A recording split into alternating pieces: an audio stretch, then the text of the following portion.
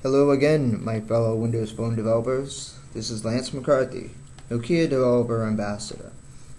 So what I'm showing you today is a quick and easy way to add feedback options into your app for your users. Here's my example, Easy Feedback app. The first button shows a pop-up with your name, your Twitter handle, web, and email fields. Twitter will open up the Twitter page. The web will go to whatever URL you have, and the email will open up the email. And we can customize those fields. See how that says Dev, Clint Ruckus, who is the creator of the Coding for Fun toolkit, my email, and any bugs go to a UserVoice page that I had set up ahead of time. If I click this, we'll go right to the UserVoice page, and they can directly interact with you, report bugs, and ask for features.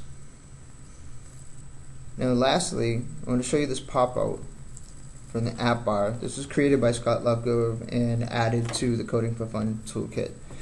So let's say email us directly, then email compose task. Send us a tweet, also goes to the Twitter page. And lastly, the UserVoice. The difference between the UserVoice link that was in the pop-up and this one, this is actually an embedded web browser control in the app. I prefer using the web browser task because it will handle your click.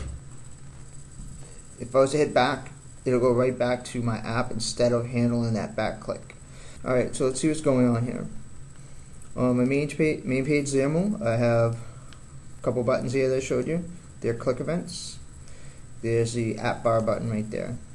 So where does this magic happen? So here's the simple pop-up.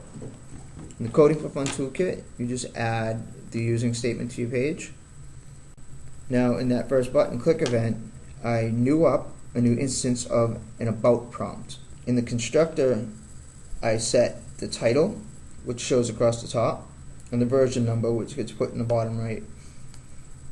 Now in the show method, we add some of those items: name, Twitter, email, and URL for a web. And what about the custom one I showed you? Instead of adding the items by their property names, instead we create new about prompt items, and you get to set the role. You get to set a role email, and you choose email address. So let's set one now to show you what it's like and the different options you have. Demo. Email address again. We add a second email address. It's simply a string. me@me.com. Now let's run this. Let's open up the custom one and show me@me.com. And it's really that easy to do a custom one. Okay, so what about the app bar pop-up? For that app bar button click event, we create a new app bar prompt. And inside the app bar prompt, we have app bar prompt actions. Very simple to do. The two properties are you set a string for a title, which is what gets listed, and the only other thing you need to do is fire an event. So we have an event right there. And you get to choose what you want the event to happen. In this case, I did an email compose task. And in the second one, to send a tweet, I did a web browser task, but put my Twitter URL. So it goes right to my Twitter page. In the last one, I navigate to another page in the app. So let's go take a look at that. Only thing in there is a web browser. And I set the source of the web browser to my UserVoice page. So it's much easier just to do it like this and do a web browser task, either through website URL setup in the about prompt, or if you wanted to do it here, web browser task,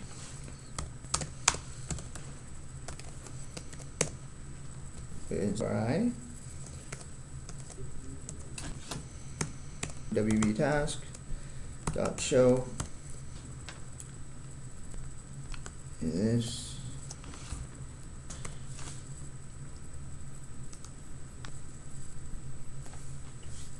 Now if we pop it open, request an app feature, there you go. Naked.